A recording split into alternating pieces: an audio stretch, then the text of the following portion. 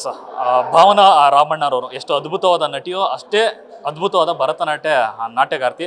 So ಇಲ್ಲಿ ತನಕ ಒಂದಷ್ಟು ಶೋಗಳನ್ನು ನೋಡಿದ್ವಿ. ಅಗೇನ್ ಆ ಒಂದು ನೃತ್ಯವನ್ನು ಕಣ್ತುಂಬಿಕೊಳ್ಳುವಂಥ ಸುಸಂದರ್ಭ ಬಂದಿದೆ. ಸೊ ಆ ಸಂಭ್ರಮದ ಬಗ್ಗೆ ಒಂದಷ್ಟು ಮಾತಾಡ್ಸೋಕೆ ನಮ್ಮ ಜೊತೆ ಭಾವನಾ ಅವರು ಇದ್ದಾರೆ, ಮಾತಾಡ್ಸೋಣ. ಮೇಡಮ್ ನಮಸ್ತೆ. ಮತ್ತೊಮ್ಮೆ ನಿಮ್ಮ ನೃತ್ಯವನ್ನು ನೋಡುವಂಥ ಒಂದು ಅವಕಾಶ ಈಗ ಸಿಕ್ಕಿದೆ ಎಲ್ಲರಿಗೂ.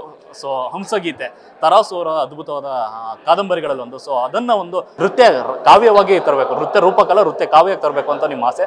ಸೊ ಈ ಒಂದು ಕಾದಂಬರಿನ ಆಯ್ಕೆ ಮಾಡ್ಕೊಳ್ಳೋ ಕಾರಣ ಏನು? ಅದರಲ್ಲಿ ಅಡಗಿರುವಂತಹ ಭೈರವಿ ವೆಂಕಟ ಸುಬ್ಬ ಅನ್ನುವಂತಹ ಒಬ್ಬ ಪಾತ್ರ, ಅವರು ಪಾತ್ರವನ್ನು ಅಂತ ಹೇಳಬೇಕಷ್ಟೆ ನಾವು ಕಾದಂಬರಿ ಓದಿದ್ದೀವಿ ಅಂತ. ಆದರೆ ಅವನು ಒಂಥರ ನಮ್ಗೆ ಹೆಂಗೆ ಇದು ಮಾಡಿಬಿಡ್ತಾನಂದರೆ, ಈ ಸಿನಿಮಾ ಬದುಕು, ಕಲೆ ಬದುಕಿನಲ್ಲಿ ನಾನು ಆಲ್ಮೋಸ್ಟ್ ಎಷ್ಟೋ ವರ್ಷ ಆಗೋಯ್ತು. ಈಗ ಹೇಳ್ಬೇಕಂದ್ರೆ 20 ವರ್ಷ ಎಲ್ಲ ದಾಟಿ 25 ಹತ್ತತ್ರ ಬರ್ತಾ ಇದ್ದೆ ನಾನು. ಅಷ್ಟು ವರ್ಷದಿಂದ ನಾನು ಇಲ್ಲಿದ್ದೀನಿ. ಸೊ ನಮ್ಗೇನಾಗುತ್ತೆ, ಜೀವನ ಒಂದೇ ಸಮ ಹೋಗ್ತಾ ಇರಲ್ಲ, ಒಂದ್ಸತಿ ತೀರಾ ಏನೂ ಇರಲ್ಲ ನಮಗೆ. ಆಮೇಲೆ ಅವಕಾಶಗಳೇ ಇಲ್ಲದೆ ಇರುವಾಗ ಏನಾಗುತ್ತೆ, ಪ್ರೇರಣೆನೇ ಹೋಗ್ಬಿಡುತ್ತೆ. There'll be no motivation at all. ಆಗ ಇವರೆಲ್ಲ ನಮಗೆ ಹೊಸ ಪ್ರೇರಣೆಯನ್ನು ತುಂಬ್ತಾ ಹೋಗ್ತಾರೆ. ಹಾಗಾಗಿ ನನಗೆ ಪ್ರೇರಣೆ ತುಂಬಿದಂತಹ ಭೈರವಿ ವೆಂಕಟ ಸುಬ್ಬ ಸಾಕಷ್ಟು ಜನರಿಗೆ ಪ್ರೇರಣೆ ತುಂಬಬಹುದು ಅನ್ನೋ ಒಂದು ಆಶಾದಾಯಕವಾಗಿ ನಾನು ಇದನ್ನು ಹೊರಗಡೆ ತರ್ತಾ ಇದ್ದೀನಿ, ವೇದಿಕೆ ಮೇಲೆ ತರುವಂಥ ಪ್ರಯತ್ನ ಮಾಡ್ತಾ ಇದ್ದೀನಿ. ವೀರ ಮದಕರಿ ನಾಯಕನ ಆಸ್ಥಾನದಲ್ಲಿದ್ದಂಥ ಸಂಗೀತಗಾರರು. ಸೊ ಅಕ್ಕಪಕ್ಕ ರಾಜ್ಯದವ್ರು ಮಾತಾಡ್ತಾರೆ, ಬಟ್ ಎಲ್ಲೋ ನಮ್ಮ ರಾಜ್ಯದಲ್ಲಿ ಅವರ ಒಂದು ಸೆಳೆತ ಕಮ್ಮಿ ಆಗಿದೆ ಅಂತ ಅನ್ನೋದು ನಿಮ್ಮ ಒಂದು ಆಯ್ಕೆ ಕಾರಣ ಆಗಿತ್ತ ಅಂತ? ಅಲ್ಲ, ನಿಜವಾಗ್ಲೂ ಇವತ್ತು ನಾವು ಏನೇ ಮಾತಾಡೋನು, ಭರತನಾಟ್ಯ ಹೆಸರಲ್ಲೇ ಕರ್ನಾಟಕ ಸಂಗೀತ ಅಂತ, ಅವ್ರು ಮಾತ್ರ ಸ್ಪೆಲ್ಲಿಂಗ್ ಬದಲಾಯಿಸ್ಬಿಟ್ಟಿದ್ದಾರೆ, ಕರ್ನಾಟಿಕ್ ಅಂತ ಮಾಡಿಬಿಟ್ಟಿದ್ದಾರೆ. ಓಕೆ, ಅದು ನಾವು ಕ್ಯಾನರೀಸ್ ಅಂತ ಇದ್ವಿ, ಅದಕ್ಕೆ ಅದು ಕ್ಯಾರ್ನಾಟಿಕ್ ಅಂತ. ಆದರೆ ಸಂಗೀತ ಪಿತಾಮಹನೇ ಪುರಂದರದಾಸರು, ಕರ್ನಾಟಕ ಸಂಗೀತನೇ ಅದು. ಅವ್ರು ಏನೇ ಸ್ಪೆಲ್ಲಿಂಗ್ ಬದಲಾಯಿಸಿದ್ರು ಸಹ, CAR ಮಾಡಿದ್ರು ಸಹ ಅದು ಕರ್ನಾಟಕ ಸಂಗೀತನೇ. ನಾವು ಕನ್ನಡಿಗರು ಕರ್ನಾಟಕ ಸಂಗೀತ ಅಂತಲೇ ಹೇಳ್ಕೊಳ್ಬೇಕು. ಅದ್ರ ಬಗ್ಗೆ ನಮ್ಗೆ ತುಂಬ ಹೆಮ್ಮೆ ಇರಬೇಕು. ಆದರೆ ನಮ್ಗೆ ಆ ಹೆಮ್ಮೆ ಯಾಕೆ ಕಾಣಲ್ಲಪ್ಪ ಅಂತ ಹೇಳಿ ನಮ್ಗೆ ಗೊತ್ತಿಲ್ಲ ಅದು ನಮ್ಮದು ಅಂತ. ಯಾಕಂದರೆ ಬೇರೆಯವರು ನಮ್ಮದು ಅಂತ ಇರ್ತಾರಲ್ಲ, ನಾವು ಹಂಗಾರೆ ಅವ್ರದ್ದೇ ಇರಬಹುದೇನೋ ಅಂತ. ನಾವು ಯಾವಾಗಲೂ ಸ್ವಲ್ಪ ಕನ್ನಡಿಗರು, ನಾವು ಯಾವಾಗಲೂ ಹಾಗೆ ಅಲ್ವಾ, ಸ್ವಲ್ಪ ಯಾರು ಜೋರಾಗಿ ಮಾತಾಡ್ತಿದ್ದಂಗೆ ನಾವು ಒಂದು ಸ್ವಲ್ಪ ಮೆತ್ತೆ ಆಗಿಬಿಡ್ತೀವಿ. ಆ ಥರ ಈಗ ಭರತನಾಟ್ಯನೇ ಆಗಲಿ, ಭರತನಾಟ್ಯನೂ ತಮಿಳ್ನಾಡಿಂದ ಅಂತ ಹೇಳ್ತಾರೆ. ಅವ್ರ ಪ್ರೆಸೆಂಟೇಷನ್ ಇತ್ತೀಚೆಗೆ ಮೋದಿಯವರು ತಮಿಳ್ನಾಡಿಗೆ ಬಂದಾಗ ಒಂದು ಪ್ರೆಸೆಂಟೇಷನ್ ತುಂಬ ಬ್ಯೂಟಿಫುಲ್ ಆಗಿತ್ತು, ಕಮಲ್ ಹಾಸನ್ ಅವರ ಧ್ವನಿಮುದ್ರಣದಲ್ಲಾಗಿತ್ತು. ಬಟ್ ಅದರಲ್ಲಿ ಭರತನಾಟ್ಯ, ತಮಿಳ್ನಾಡಿನ ಭರತನಾಟ್ಯ ಅಂತ ಹೇಳಿದ್ರು. ಕರ್ನಾಟಕ ಸಂಗೀತ, ಭರತನಾಟ್ಯ ಇವೆಲ್ಲವೂ ನಮ್ಮ ರಾಜ್ಯದ, ನಮ್ಮ ನೆಲದಲ್ಲಿದ್ದಂತಹ ಎಂತೆಂಥ ಕಲಾವಿದರು ಅನ್ನೋದನ್ನು ನಾವು ಮರ್ತು ಹೋಗ್ಬಿಟ್ಟಿದ್ದೀವಿ. ಹಾಗಾಗಿ it is time that we celebrate, ಕನ್ನಡವನ್ನು ನಾವು ಸಂಭ್ರಮಿಸುವಂಥ ಕಾಲ ಇವಾಗ ಬಂದಿದೆ ಅಂತ ನನಗನ್ಸುತ್ತೆ. ಹಂಸಗೀತೆ ಆ ಒಂದು ಈಗ ಸಿನಿಮಾ ಆಗಿ ಬಂದಿದೆ. ಅನಂತ್ ಸರ್ ತುಂಬ ಹಳೆಯ ಸಿನಿಮಾ, ಅದ್ಭುತವಾದ ಸಿನಿಮಾ. ಸೊ ಸಿನಿಮಾ ಆದಮೇಲೆ ಈ ಥರದ್ದು ಒಂದು, ಯಾಕೆಂದರೆ ಒಂದು ಭರತನಾಟ್ಯ ಮಾಡೋರಿಗೆ ಸಾಹಿತ್ಯದ ಗಂಧಗಳು ಸ್ವಲ್ಪ ಕಮ್ಮಿ ಇರುತ್ತೆ, ಅಂದರೆ ಓದು ಕಮ್ಮಿ ಇರುತ್ತೆ. ಬಟ್ ನೀವು ಓದ್ಕೊಂಡು ಇದನ್ನು ಭರತನಾಟ್ಯಕ್ಕೆ ಬ್ಲೆಂಡ್ ಮಾಡೋದಿಲ್ಲ, ಎಷ್ಟು ಕಷ್ಟ ಇರುತ್ತೆ ಅಂತ? ಕಷ್ಟ ಏನಾಗುತ್ತಂದರೆ, ನಾವೀಗ ಒಂದು ಭರತನಾಟ್ಯ ಕಾರ್ಯಕ್ರಮ, ಒಂದು ಮಾರ್ಗಮ್ ಅಂದರೆ ಅದೊಂದು ಚೌಕಟ್ಟಿದೆ. ಹೀಗೆ ಆಗಬೇಕು, ಒಂದು ಅಲರಿಪು ಆದಮೇಲೆ ಜತಿಸ್ವರ ಆದಮೇಲೆ ಶಬ್ದಮ್ ಆದಮೇಲೆ ವರ್ಣಮ್ ಅಂತ, ಹೀಗೆ ಒಂದು ನಾವು ಚೌಕಟ್ಟು, ಅದೇ ಇದರಲ್ಲೇ ಹೋಗ್ತಾ ಇರ್ತೀವಿ. ಅದರಲ್ಲಿ ಆ ಚೌಕಟ್ಟಲ್ಲೇ ಸಾಕಷ್ಟು ಜನ ಹೊಸ ಪ್ರಯತ್ನಗಳನ್ನು ಮಾಡಿದ್ದಾರೆ, ಮಾಡಿಲ್ಲ ಅಂತ ಅಲ್ಲ, ಸಾಕಷ್ಟು ಪ್ರಯತ್ನಗಳಾಗಿದೆ. ಬಟ್ ಈ ಮುಂಚೆ ಗುರು ಸತ್ಯನಾರಾಯಣ ರಾಜು ಅವರು ಹಾಗೂ ಜಯಶ್ರೀ ಮೇಡಮ್ ಇಬ್ಬರು ಸೇರಿ ಒಂದು ಪಾಂಚಾಲಿ ಅನ್ನೋ ಒಂದು ಪ್ರಯತ್ನವನ್ನು ಮಾಡಿದರು ದ್ರೌಪದಿ ಬಗ್ಗೆ.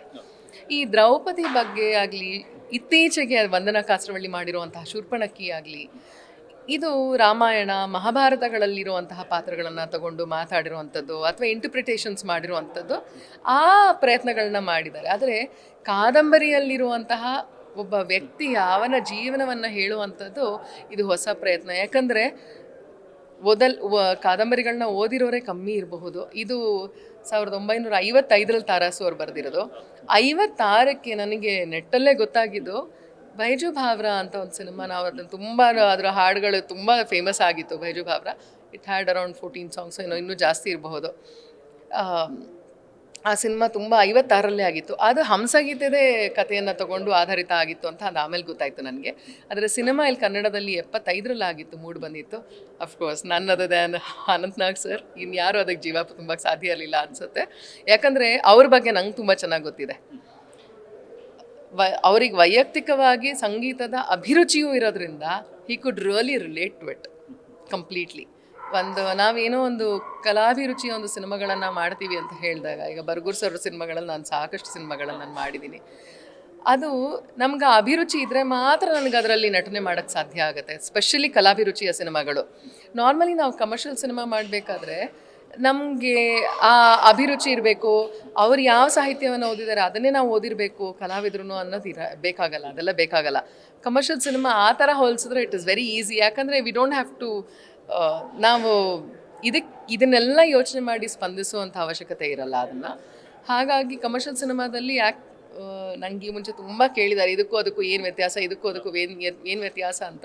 ಇವತ್ತು ಹೇಳಬೇಕಾದ್ರೆ ಇದಕ್ಕೆ ನಾವೇನು ಓದ್ಕೊಂಡು ಹೋಗೋ ಅವಶ್ಯಕತೆ ಇರಲ್ಲ, ಯಾಕಂದರೆ ಅಲ್ಲಿ ಒಂದೇ ಚಾಲೆಂಜ್ ಏನಪ್ಪ ಅಂದರೆ ನಮಗೆ ಸಿಗೋ ಒಂದು ತೆರೆ ಮೇಲೆ ಸಿಗೋವಂಥ 2-3 ಸೆಕೆಂಡು, ಒಂದು 5 ನಿಮಿಷ ಸಿಗಲ್ಲ, ಸೆಕೆಂಡ್ಸ್, ಒಂದು ನಿಮಿಷ ಏನೋ ಸಿಕ್ತು ಅಂದರೆ ಅದರಲ್ಲಿ ನಾವು ಹೇಗೆ ಪ್ರೇಕ್ಷಕರನ್ನ ಹಿಡ್ಕೊಂಡು ಬಿಡ್ತೀವಿ ಅನ್ನೋವಂಥದ್ದು ಚಾಲೆಂಜ್ ಆಗುತ್ತೆ ಕಮರ್ಷಿಯಲ್ ಸಿನಿಮಾಗಳಲ್ಲಿ. ಈ ಕಲಾಭಿರುಚಿಯ ಸಿನಿಮಾಗಳಲ್ಲಿ, ಕಲಾತ್ಮಕ ಸಿನಿಮಾಗಳಲ್ಲಿ ಏನಾಗುತ್ತಪ್ಪ ಅಂತ ಹೇಳಿದರೆ ನಮ್ಮನ್ನೆಲ್ಲ ಹೈಲೈಟ್ ಮಾಡುವಂಥ ಅಂಶಗಳು ಕಮ್ಮಿ ಇರುತ್ತೆ, ಭಾವನೆಗಳನ್ನು ಅರ್ಥ ಮಾಡ್ಕೊಂಡು ಈ ಭಾವನೆಯನ್ನು ನಾನು ಎಕ್ಸ್ಪ್ರೆಸ್ ಮಾಡೋ ಅಂಥದ್ದು it will be a challenge for ಕಲಾಭಿರುಚಿಯ ಸಿನಿಮಾಗಳಲ್ಲಿ. ಆ ಥರದ್ರಲ್ಲಿ ಆಗಿನ ಸಿನಿಮಾಗಳು ಹೇಗಿರ್ತಾ ಇತ್ತು, ಇವತ್ತಿನ ನಾನೊಂದು TN ಸೀತಾರಾಮ್ ಅವರು ಒಂದು ಭಾಷಣ ಮಾಡಿದರು ಒಂದು ವೇದಿಕೆಯಲ್ಲಿ, ಆ ವೇದಿಕೆಯಲ್ಲಿ ನಾನು ಇದ್ದೆ. ಅವ್ರು ಹೇಳಿದ ಒಂದು ವಾಕ್ಯ ಮಾತ್ರ ನಾನು ಇವತ್ತಿಗೂ ಮರ್ತಿಲ್ಲ. ಅವ್ರು ಹೇಳ್ತಾ ಇದ್ರು, ನಮ್ಮ ಕನ್ನಡ ಸಿನಿಮಾಗಳು ಯಾರೋ ಒಬ್ರು ಹೇಳಿದ್ರಂತೆ, much more movies to come like this ಅಂತ. ಅಂದರೆ ಮಚ್ ಮೋರ್, ಇನ್ನಷ್ಟು ಬರಬೇಕು ಅಂತ. ಅದು ಮಚ್ ಆಗಿಬಿಟ್ಟಿದೆ, ಅದು ತಪ್ಪರ್ಥ ಮಾಡ್ಕೊಂಡು ಬಿಟ್ಟಿದ್ದಾರೆ, ಮಚ್ ಆಗಿದೆ ಅಂತ ಹೇಳಿದ್ರು. It's becoming much. ಆ ಥರದ್ರಲ್ಲಿ ನಾವು ಈ ಮಚ್ ಮೋರ್ನ ಏನೋ ತರಬೇಕು ಅನ್ನೋ ಒಂದು ಸಣ್ಣ ಪ್ರಯತ್ನವನ್ನು ನಾವು ಎಲ್ಲೆಲ್ಲೋ ಮಾಡ್ತಾ ಇದ್ದೀವಿ. ಒಂದು ಸಂತೋಷ ಏನಪ್ಪ ಅಂತ ಹೇಳಿದರೆ, ಆಲ್ಟರ್ನೇಟಿವ್ ಮೀಡಿಯಮ್ ಇದೆಯಲ್ಲ, ಇವಾಗ ಮೀಡಿಯಾ ಆಲ್ಟರ್ನೇಟಿವ್ ಆಗಿರೋವಂಥದ್ದು ಡಿಜಿಟಲಲ್ಲಿ ಏನಿದೆ, ಅದರಿಂದ ಒಂದು ಸಾಕಷ್ಟು ಪ್ರಯತ್ನಗಳು, ಅವ್ರದ್ದೇ ಆದಂಥ ಒಂದು ಪ್ರಯತ್ನಗಳು ಅವರು ಸಹ ಮಾಡ್ತಾ ಇದ್ದಾರೆ. ಬಟ್ ಐ ರಿಯಲಿ ಹೋಪ್, ಈಗ ರಾಜಕೀಯದಲ್ಲಿ ನನಗೆ ಆಗಿರೋ ಅನುಭವ ರಾಜಕೀಯಕ್ಕಿಂತ ಹೆಚ್ಚಾಗಿ ನಮ್ಮ ಕರ್ನಾಟಕದಲ್ಲಿನ ಜನರ ಭಾವನೆಗಳು ಹೇಗಿದೆ, ಅಥವಾ ನಾವು ನೇಟಿವಿಟಿಯನ್ನು ಎಲ್ಲಿ ಕಳ್ಕೊಳ್ತಾ ಇದ್ದೀವಿ ಅನ್ನೋವಂಥ ಅರ್ಥ ಮಾಡ್ಕೊಳ್ಳೋಕೆ ನನಗೆ ಇಲ್ಲಿ ಒಂದು ಅವಕಾಶ ಸಿಕ್ಕಿದೆ. ಎಷ್ಟೋ ಭಾಗಗಳಲ್ಲಿ ನಮ್ಮಲ್ಲಿ ಇವತ್ತು ಹರಿಕತೆ ಇದೆಲ್ಲ ಹೋಗಿಬಿಟ್ಟಿದೆ, ಯಾವುದೂ ಇಲ್ಲ, ಯಾವ ಕಲಾ ಪ್ರಕಾರಗಳು ಇಲ್ಲ. ಅದು ಹೋಗಿ I am so sorry to say we are earning so much of money out of it. Karnataka ರಾಜ್ಯ ಮತ್ತು ನಮ್ಮ ವಾಣಿಜ್ಯ ಮಂಡಳಿ ಇದರಿಂದನೇ ಮಚ್ಚಿಂದನೇ ಬರ್ತಾ ಇರೋದು, ಮೋರಿಂದ ಹಣ ಗಳಿಸ್ತಾ ಇಲ್ಲ. ಆದರೂ ಕಲೆ ಅನ್ನೋದು ಒಬ್ಬ ವ್ಯಕ್ತಿಗೆ ತುಂಬ ಮುಖ್ಯ ಅನ್ನೋವಂಥದ್ದು ನನ್ನ ಅಭಿಪ್ರಾಯ.